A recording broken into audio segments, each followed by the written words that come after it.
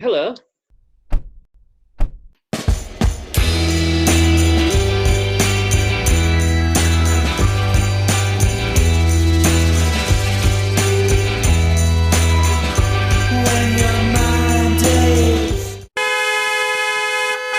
Good evening, Oliver, and welcome. Welcome from Graham, welcome from Charles to two bigos in a small car.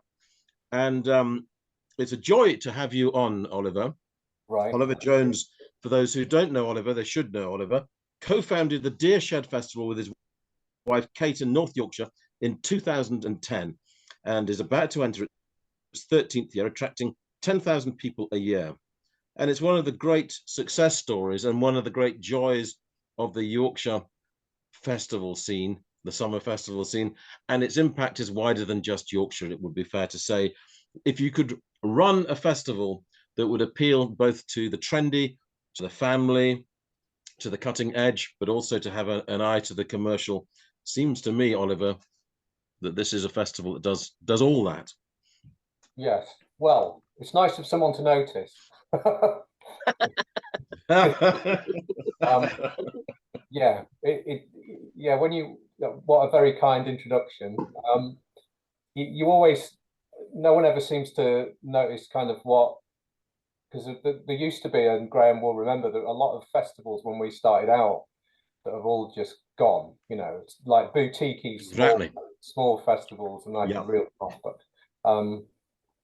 And we appear to sort of still be here, having gone through all sorts of pandemics and now cost of living crisis and all that. And yeah, as perhaps I would like to say we're a cultural beacon, but that might be No, I think you are, Oliver, and you're right about all those little festivals in the noughties, which you and me used to go to, and you and your band Education would actually play in occasionally. I actually dug out, because the first time I knew you were in a great little punk indie band called Education with great satirical, sharp, slightly political lyrics, and I used to put you on my charm nights.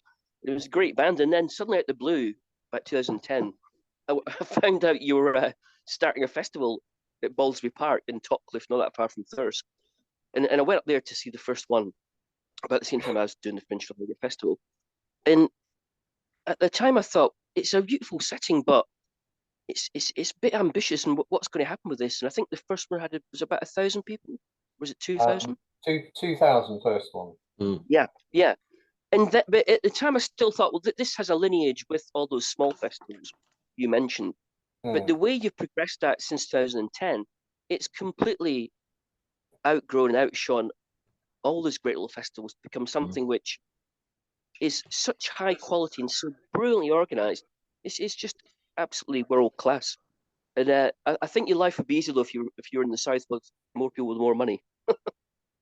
Yeah. Well, yeah, we don't have much money. Is that what you said? Sorry, I missed that. I missed that little. Yeah. Basically, you've managed to forge this really high quality, amazingly good music and cultural arts festival. Not in the south where you've got the biggest population and the biggest amount of money, but in the good old north, which still gets despised for being, it's Grim Up North type nonsense. And you've managed to produce that world quality event, not in the most obvious place to do it. It's an amazing achievement. Well, we're still independent as well. It's the festival's still owned by Kate and myself, and a lot of there seems to be a little bit of a ceiling on that, really, because we know a lot of other festivals who are sort of trade body, and festivals seem to get to a certain size and then they either shit themselves and think we can't run this risk, because it's the budget's well into seven figures for Deershed, and they tend to lose nerve, or they tend to run into financial trouble, and they have to sell a bit, and then that tends to be how things go. You either get scared or go bust, which has happened to Down the Rabbit Hole recently as well. I don't know if you saw that. So it's going to be 2023 is going to be carnage for there'll be so many casualties, I think. You think is that because of cost of living and energy bills? What do you mean? It's going to be a combination of all sorts of things, none of which make it any easier. Sort of like the supply chain, as we like to call it, in terms of stage, everything, toilets, staging, all the bits and bobs you need.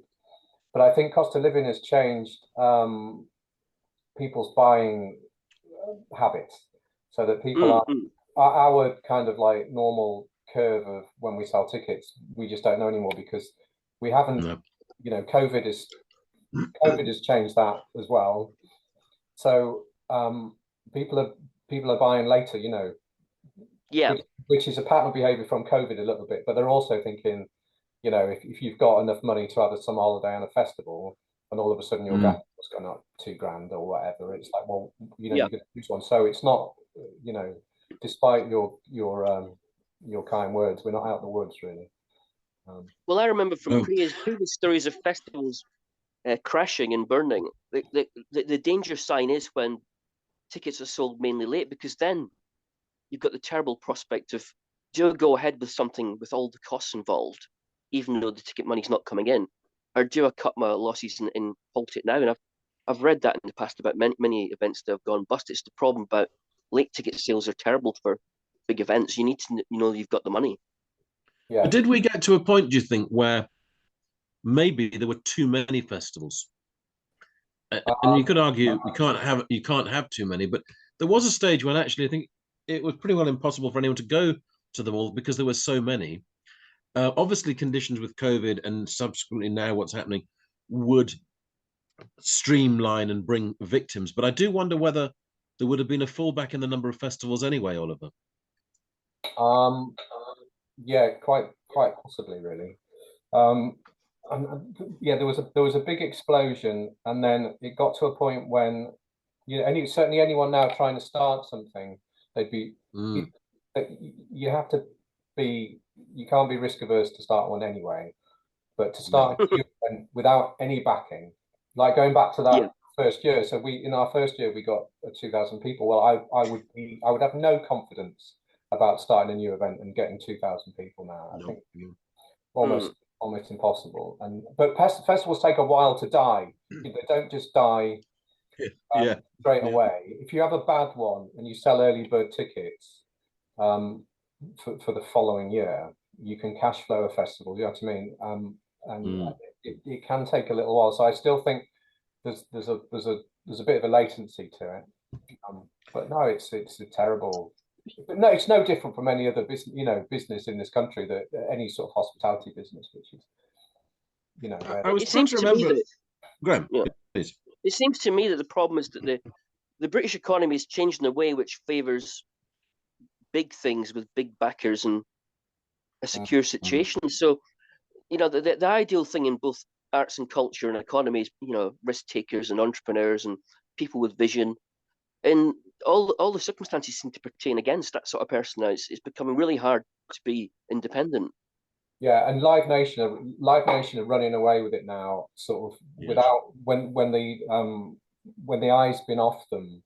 They were very. Melvin Bain was very to the forefront during the COVID. Yes, he was with all those test events, which I went to in Liverpool. There really ought to be a kind of is it the CMA? I can't remember what that monopolies thing is called now, but there really ought to be.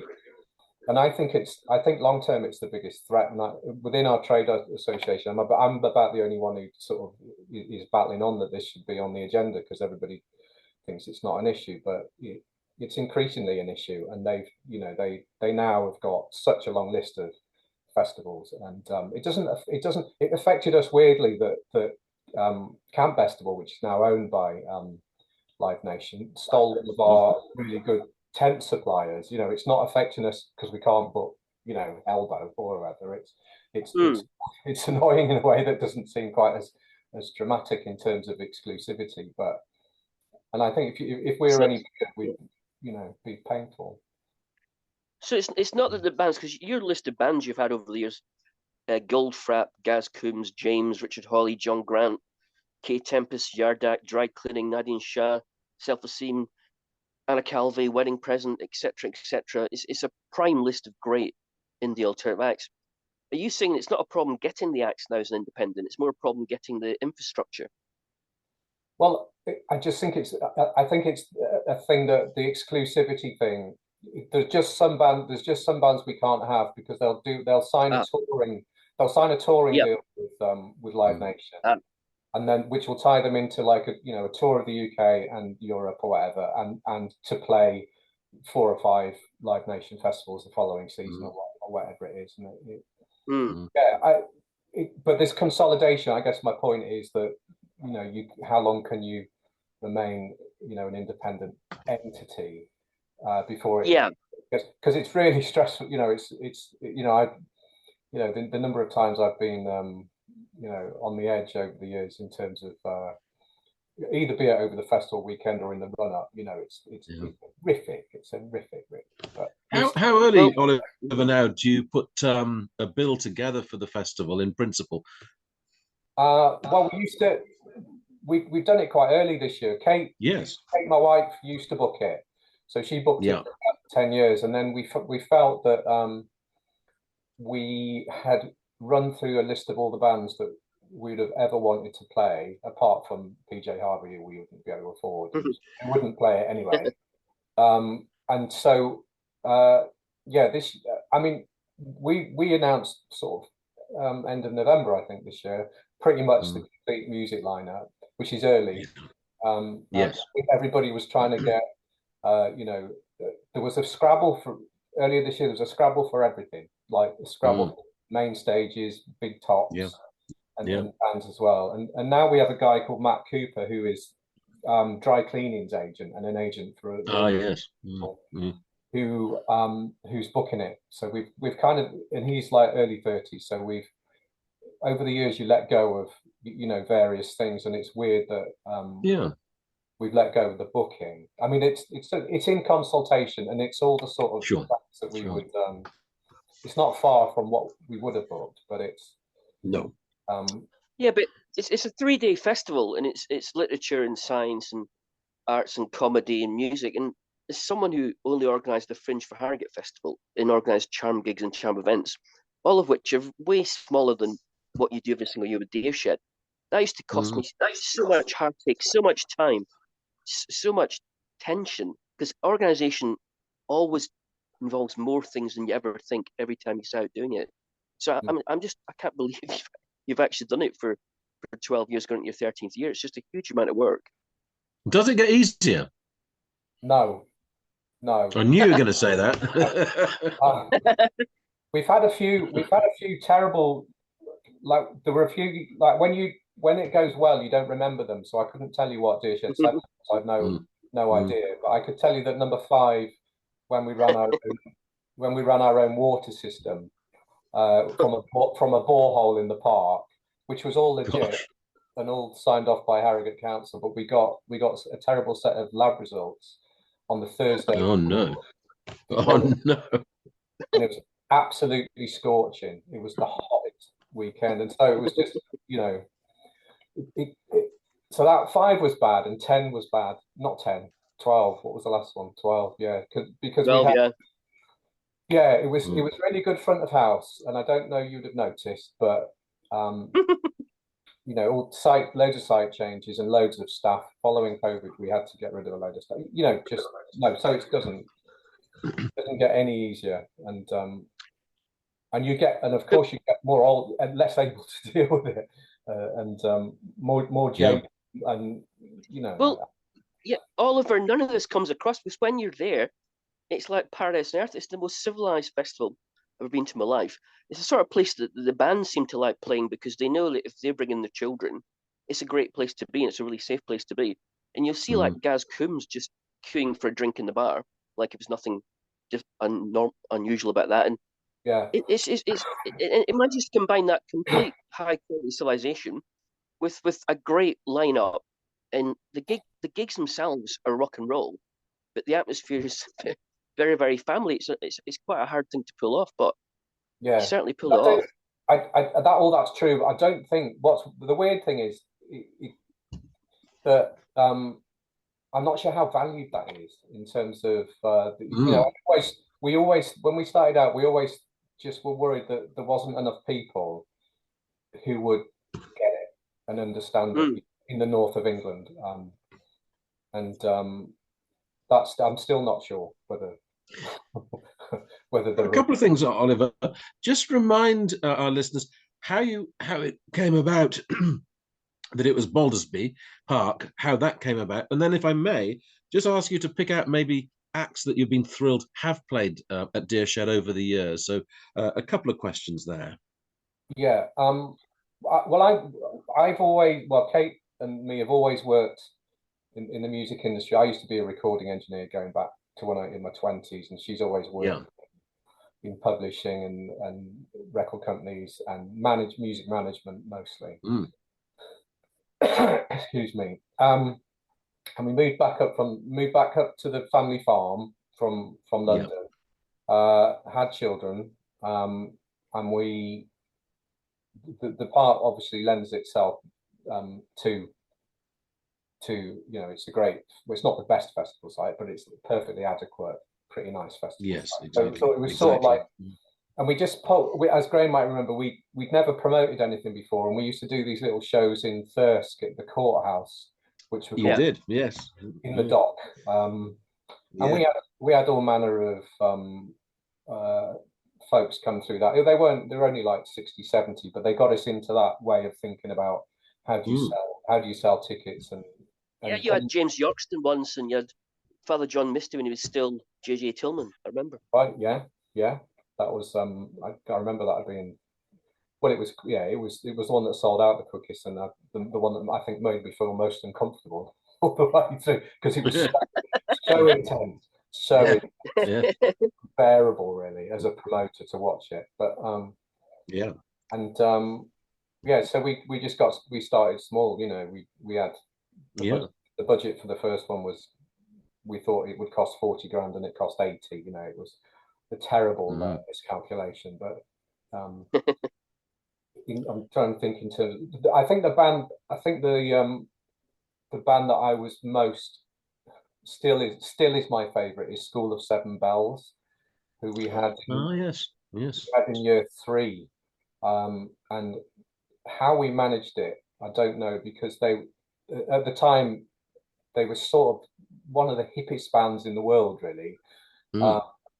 And we tragically lost Ben Curtis at some point after, and they did this little a kind of acoustic impromptu thing in the woods as well for us that we had videos. So they did a couple of tunes before or after their set, but it wasn't a terribly amazingly well attended show. But I just think that'll always stick with me as being how on earth did they agree to come and do it? And I think it was just a routine. In terms of festival balance as well, Oliver, in that it's not just music. Strange enough, when Harrogate Festival started, it was a festival of science and arts, and your festival has had that thrust to it. It's also had comedy as part of it. It's had workshops as part of it. It's had children as part of it. How did that come about? Was that, because that is perhaps, as I referred to right at the start, the kind of model for a festival that is all embracing. But did that come about straight away, or was that an instinct thing that it should be more varied than just music, or has that gradually mutated through the years? I think the first, we always thought it should be a kids festival. So from year 1, we had music, we had a little bit of comedy, but we didn't know what we were doing with the comedy, and it wasn't PG rated, and we had problems getting rid of kids from the audience, and so so we sort of had 3 factors in the first year. There was kids workshops, and there was music, and there was comedy later on, but not much comedy at all. And then we quickly discovered that the comedy had to be PG rated, at least up to a predefined watershed moment, which is possible, challenging, but it is possible, and it sometimes makes for extraordinarily good comedy shows. And then Megan, who works for us now, she's 20 years younger than me. She came up from being a kind of paid intern sort of thing, and she would kind of go to the Fringe every year, and she would just find the best shows, not comedy as such, but shows, like kind of like horn section sort of stuff. Yes. Yeah. You know, Brett Domino Trio, that sort of thing. Yeah. But then we would theme when we did the themes, which started in year 2 with, because we felt we had to support. So I Am Clue played in year 2, and they just Sky at Night album, you know. So we themed it Yes. that album. I remember. Yes. Because I felt at least that we needed to support the idea of that, because they're not an obvious Saturday night knees up headliner. And it was, I mean, I'm going off topic here, but it was an exquisite evening because it was the sky did clear about an hour before that show. Perfect. Which was amazing. But because of the theme thing, I think year 4 we had a theme which was machines, and then that just sprung the idea of having a science tent or a machine, whatever we called it then. And the thing with it is that kids have all sorts of, you know, interest. They're not interested in music at all generally when they're younger. No. But they might be sporty, or they might be geeky, or they might, you know, which I'm not allowed to say now. You know, or interested in more techie stuff, or interested in whatever else of the strands that have been added over the years. Yeah. So it just kind of like, the other thing as well is that you can't. It's very hard to compete just on music if you've got no money. You know, if you've got yes. So you have to go very broad, and the things that kids like doing. For example, this year we've added something called the Feral Farm, which is literally just a space that's got some straw in it. You know,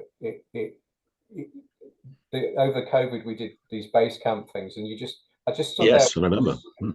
Stood there watching kids just tearing hay bales that weren't meant to be played with particularly to bits, and the joy on the parents' faces as their kids were out and about, just going mad after being locked up for so long. So exactly. Those things don't cost any money. No. Yet they entertain kids for, you know, hours really. So yes, exactly. It doesn't all have to be, you know, award-winning curation. No. Yeah, but when you think of Deershed, you don't think who's headlining, because most festivals sell their tickets on the headliners. But with Deershed, you go to Deershed because you like Deershed, because you know Deershed. And who's playing is only important in the sense that you can trust it to be good. But you don't think like, I'm not going to go this year because I don't like the headliner. It's not that sort of festival. So whatever you set out to achieve, you've definitely achieved. But I think you should talk about what's happening next year, because yes, a plug for next year, if you would, Oliver. Please do that. Right. Well, obviously all the same strands.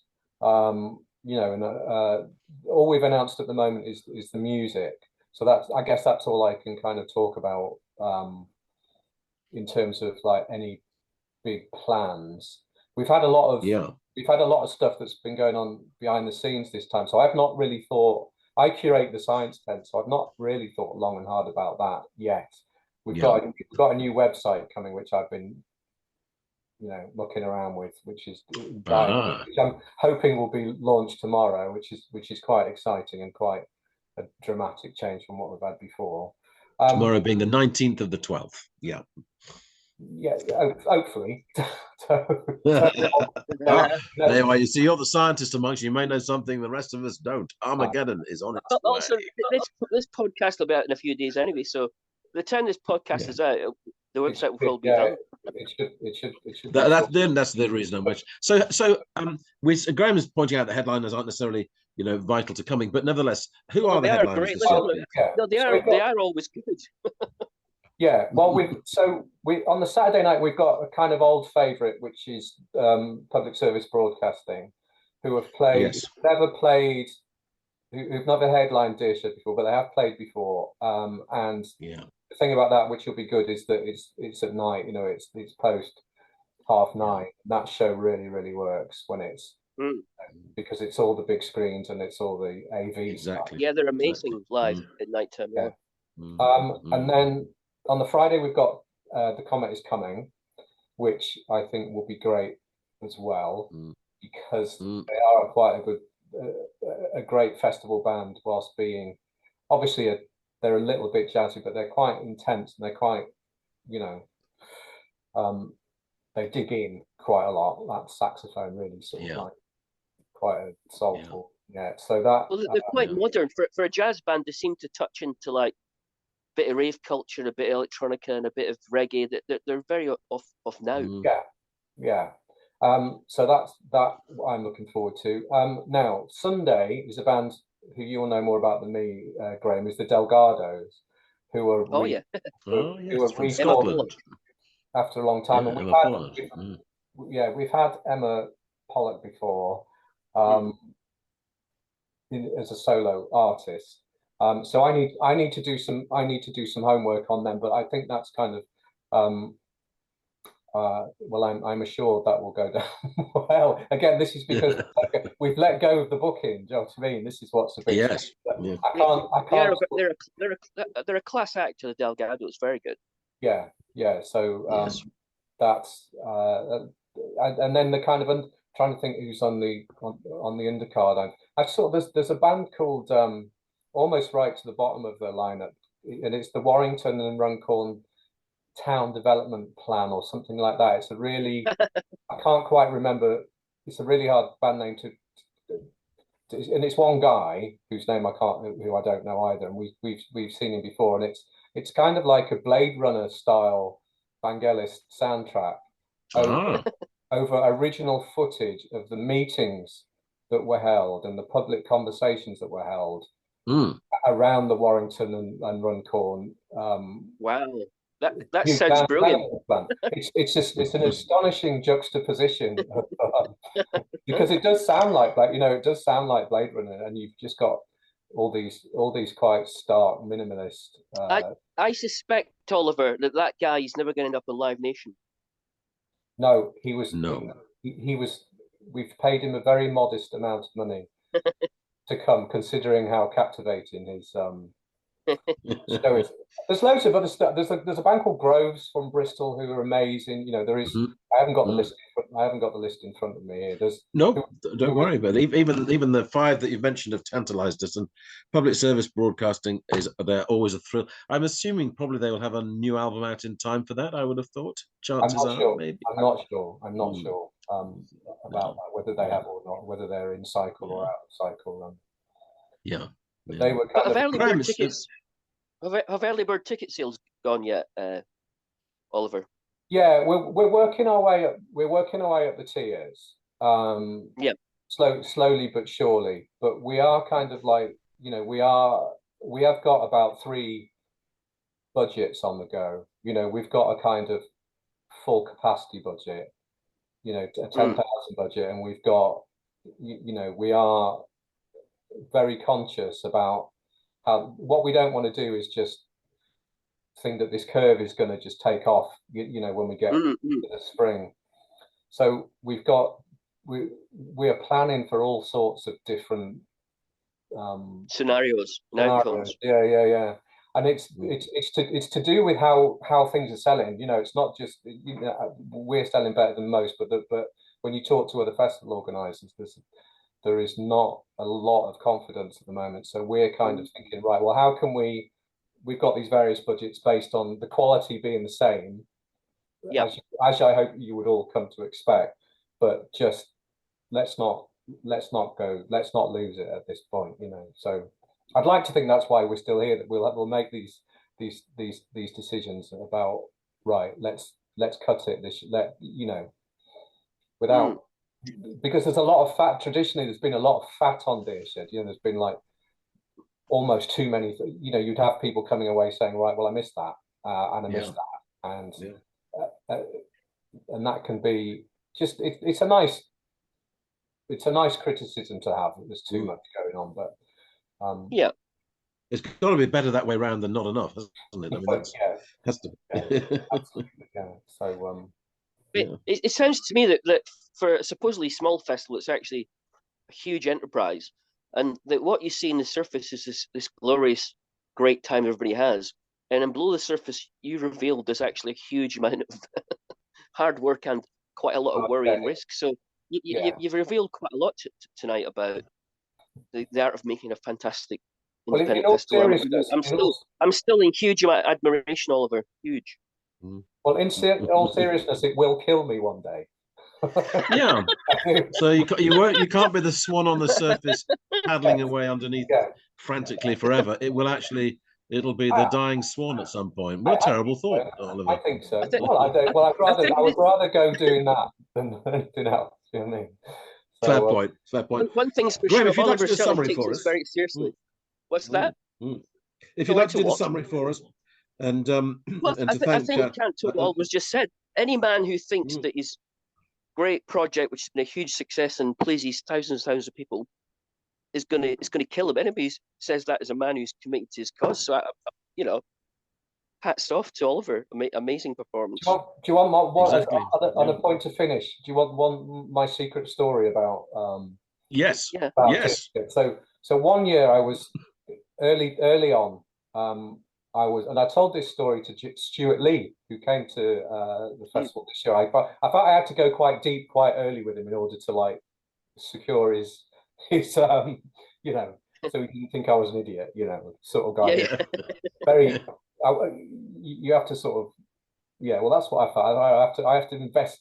You have to invest in me quite early, otherwise, So one year I was. If you can imagine the sort of mix of body chemistry after a festival, so you've got sort of relief, but you've got a lot of fatigue, and you've got anxiety, and and you've had a great show, so you've got elation, and it can really mess with you. And then I can't remember which one it was, but certain things started happening to me, like all quite weird things. Like I saw a drawing pin in the corner of a porta cabin or something really strange like that, and an hour later somebody says, "Oh, I need a drawing pin to pop some balloons," or something mad. And I knew exactly where one drawing pin was. They only wanted one. Oh my good God. I knew exactly where one was after everything had been packed up, and all these things kept happening. And in the end, this is how I was in such a state. I felt I was being spoken to by God, and I'm not at all a religious person. But this just kept getting reinforced, and then God said to me, and I don't for a second think this is anything other than he's not in the bill next year, is he, by the way, Oliver? No, he's not spoken to me since. Thank God.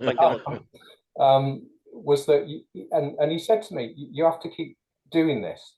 There's so much love generated between families when they come, and whilst I've half forgotten about that, I do think that is true, and that in of itself is enough reward to keep doing it, really. And it's about nurture, and it's about putting new things in front of kids and adults, challenging them, catching some kids just at the right time, Yeah. So just remind us of the dates, Oliver, as the last line before our last minute finishes. What are the dates for the festival this year? 28th of July until the Monday, sort of thing. So just into the school holiday. Well, thank you so much for joining us, Oliver.